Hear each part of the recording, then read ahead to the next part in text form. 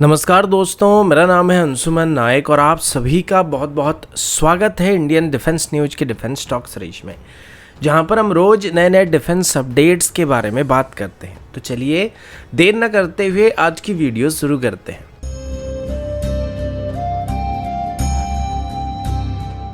आज की पहली अपडेट तेजस की नेवल वेरिएंट की तरफ से है। अब तेजस की नेवल वेरिएंट की बात करें तो इसको अभी फिलहाल के लिए बस एक टेक्नोलॉजी डेमोन्स्ट्रेटर प्लेटफॉर्म कहा जा सकता है, जिसे हमारे future career based fighter jet को डेवलप करने से पहले सभी ज़रूरी टेक्नोलॉजी को मैच्योर करने के लिए इस्तेमाल किया जा सकता है। अब नेवी अपनी कैरियर से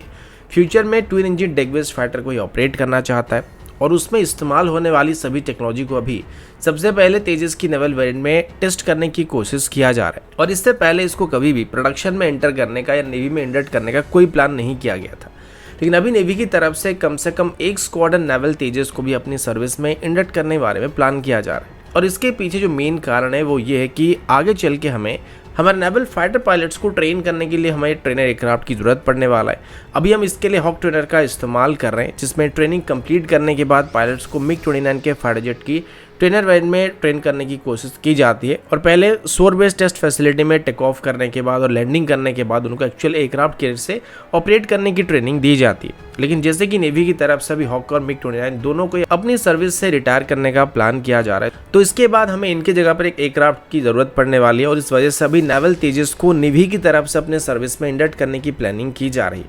जिसको खास करके नए पायलट्स को ट्रेनिंग देने के लिए इस्तेमाल किया जाएगा। और वैसे भी अभी twin engine deck based fighter को बनाने से पहले इसकी सभी टेक्नोलॉजी को नेवल तेजस में ही टेस्ट किया जा रहा है। तो फ्यूचर में twin engine deck based fighter को ऑपरेट करने के लिए पायलट्स को आसानी से नेवल तेजस से ट्रेनिंग दिया जा सकेगा और इसे बोथ कैरियर और शोर बेस्ड फैसिलिटी से ऑपरेट किया जा सकता है, जिस वजह से इसको ट्रेनिंग के लिए इस्तेमाल करने में कोई दिक्कत नहीं होने वाली है। अब जिस तरीके से रफाल एम का कोई भी ट्विन सीटर वेरिएंट मौजूद नहीं, यानी कि ट्रेनर वेरिएंट मौजूद नहीं है, वैसे ही हमारी जो twin engine deck based fighter होगा उसमें भी कोई ट्विन सीट वेरिएंट मौजूद नहीं रहेगा, यानी कि इसका कोई भी ट्रेनर वेरिएंट हम लोग बनाने वाले नहीं है, जिस वजह से इसको ऑपरेट करने से पहले पायलट्स को तेजस की नेवल वेरिएंट से ही ट्रेनिंग देने का प्लान किया जा रहा है। और इसी वजह से अभी नेवल तेजस को कम से कम एक स्क्वाड्रन की मात्रा में नेवी की तरफ से अपने सर्विस में इंडक्ट करने की प्लानिंग की जा रही है।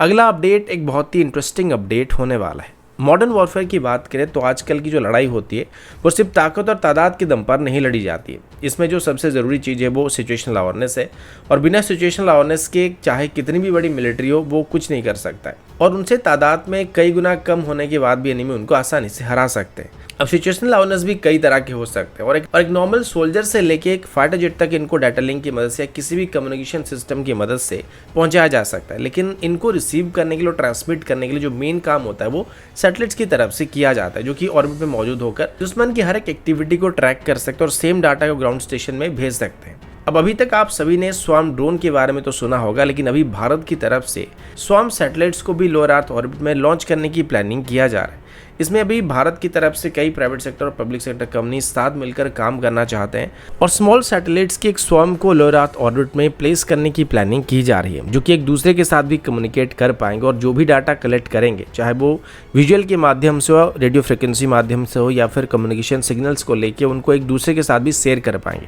इसके लिए इसमें AI और मशीन लर्निंग सिस्टम का इस्तेमाल किया जा रहा है और प्राइमरीली इनको बॉर्डर एरिया में नज़र रखने के लिए डिप्लॉय किया जाएगा। और ऐसा करने से हम पूरे बॉर्डर एरिया में अच्छी तरीके से छोटे हरकत के ऊपर भी नज़र रख सकते हैं, जिससे दुश्मन की तरफ से हमको धोखा देकर बॉर्डर में घुसपैठ करना या बॉर्डर के करीब आके कोई इलीगल इंफ्रास्ट्रक्चर को डेवलप करना, बिल्डअप करना संभव नहीं होने वाला है। इसके अलावा ये जंग जैसे हालात में भी हमें बैटलफील्ड की सीमलेस कवरेज को प्रोवाइड कर पाएंगे, जिससे दुश्मन की हर एक हरकत और पोजीशन का पता हमको पहले से ही लग जाएगा, जो कि जंग की दिशा को ही बदल सकता है।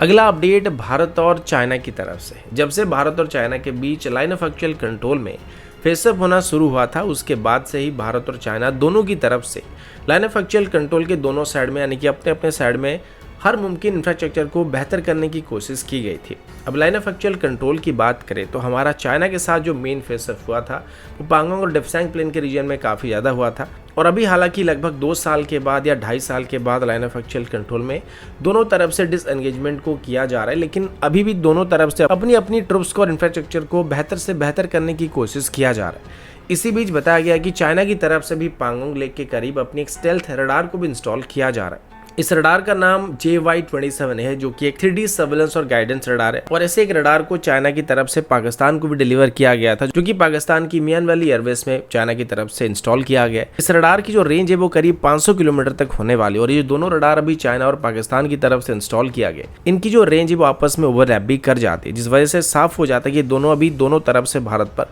नजर रखने की कोशिश कर रहे हैं। इन रडार्स को चाइना की तरफ से बहुत एक्यूरेट रडार बताया जाता है, जिनको स्टेल्थ टारगेट को भी डिटेक्ट करने के लिए इस्तेमाल किया जा सकता है। और इनको बैलिस्टिक मिसाइल और क्रूज मिसाइल को डिटेक्ट करने से लेके अपनी खुद की मिसाइल को गाइडेंस प्रोवाइड करने के लिए भी इस्तेमाल किया जा सकता है। और पांगोंग लेक के करीब ऐसी रडार मौजूद होना भारत के लिए बहुत ही बड़ी खतरे की बात होने वाली है, क्योंकि इससे चाइना भारत की काफ़ी अंदर तक आसानी से नजर रख पाएगा। और सिर्फ लद्दाख नहीं बल्कि जम्मू कश्मीर, पंजाब, हरियाणा, हिमाचल प्रदेश और यहाँ तक कि उत्तर प्रदेश में भी मौजूद हमारे कई एयरवेज से टेक ऑफ करने वाले हमारे एयरक्राफ्ट को चाइना आसानी से ट्रैक कर सकता है, जो कि हमारे लिए एक बहुत बड़ी प्रॉब्लम को क्रिएट कर सकता है। तो दोस्तों, अभी के लिए इतना ही। मिलता हूँ आपसे अगले वीडियो में, तब तक के लिए जय हिंद, वंदे मातरम।